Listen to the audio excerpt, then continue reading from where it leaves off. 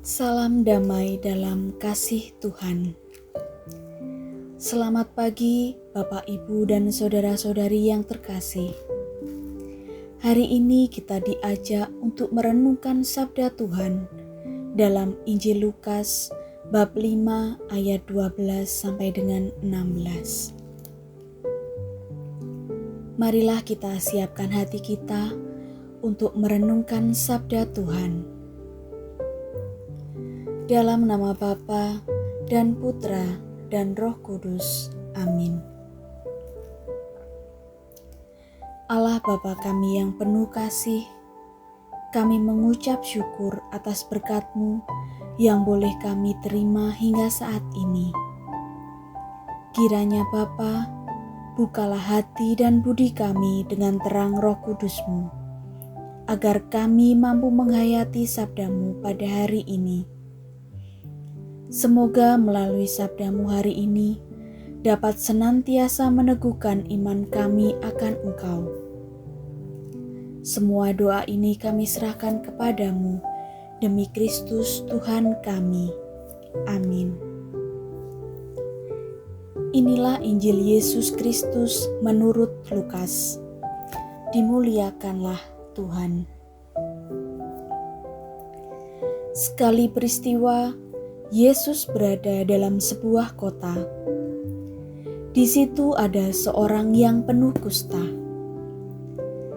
Ketika ia melihat Yesus, tersungkurlah ia dan memohon, "Tuan, jika Tuan mau, Tuan dapat mentahirkan aku." Lalu Yesus mengulurkan tangannya, menjamah orang itu dan berkata, "Aku mau, jadilah engkau tahir." Seketika itu juga lenyaplah penyakit kustanya.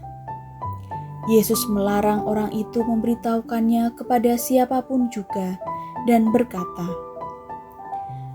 "Pergilah, perlihatkanlah dirimu kepada imam dan persembahkanlah untuk pentahiranmu persembahan seperti yang diperintahkan Musa sebagai bukti bagi mereka." Tetapi kabar tentang Yesus makin jauh tersiar, dan datanglah orang banyak berbondong-bondong kepadanya untuk mendengarkan Dia dan untuk disembuhkan dari penyakit mereka.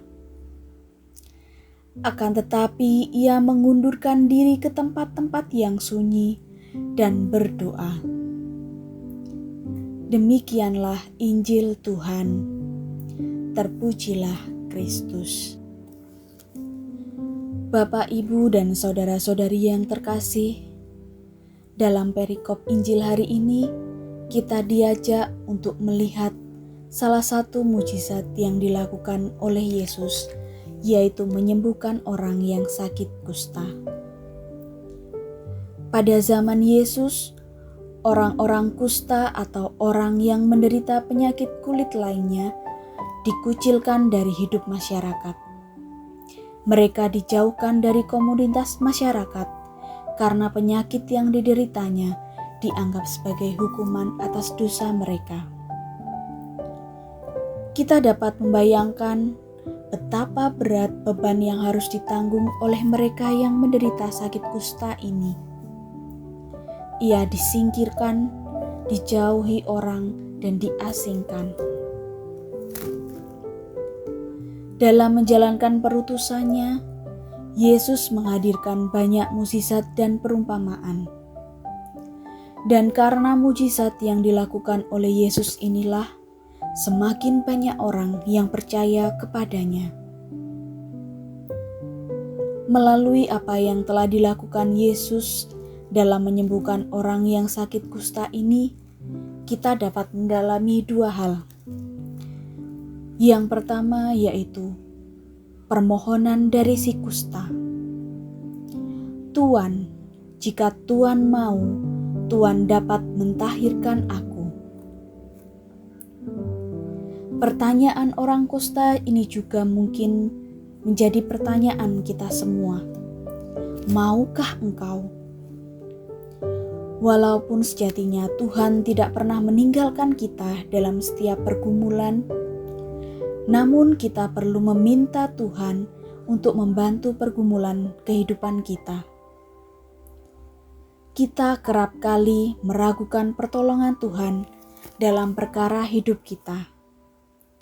Yang perlu kita ingat, Tuhan bersabda, "Mintalah maka kamu akan diberikan, ketuklah maka pintu akan dibukakan bagimu."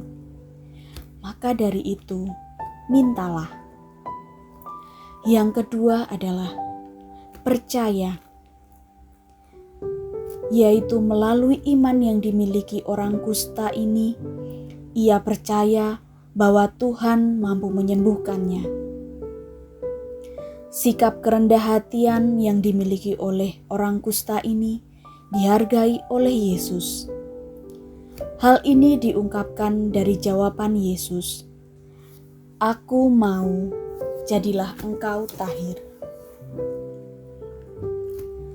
Setelah Yesus menyembuhkan orang yang sakit kusta, ia meminta agar jangan memberitahukan kepada siapapun juga. Meskipun demikian, justru semakin banyak orang yang datang berbondong-bondong kepada Yesus. Yesus sama sekali tidak mengharapkan popularitas. Yesus selalu memberikan waktu khusus untuk berdoa. Dalam setiap apa yang dilakukan oleh Yesus, ia selalu berdoa kepada Allah Bapa. Bapak, Ibu, dan saudara-saudari yang terkasih, kita juga diajak untuk melakukan seluruh kegiatan pelayanan bukan untuk mendapatkan popularitas, namun agar Allah semakin dikenal oleh banyak orang dan kebaikannya dapat semakin dirasakan banyak orang melalui pelayanan kita. Sumber kekuatan kita adalah doa, karena doa merupakan bentuk nyata relasi kita dengan Tuhan. Maka kiranya pelayanan yang kita lakukan selalu berdasarkan atas relasi kita dengan Tuhan yang intim. Kesadaran bahwa Allah telah mengasihi kita terlebih dahulu hendaknya menjadi dasar kita untuk mengasihi sesama kita. Hendaknya juga kita senantiasa memohon kepadanya dengan rendah hati dan percaya dengan penuh iman akan kuasa Tuhan dalam hidup kita. Semoga berkat Allah senantiasa menyertai kita sekalian. Amin.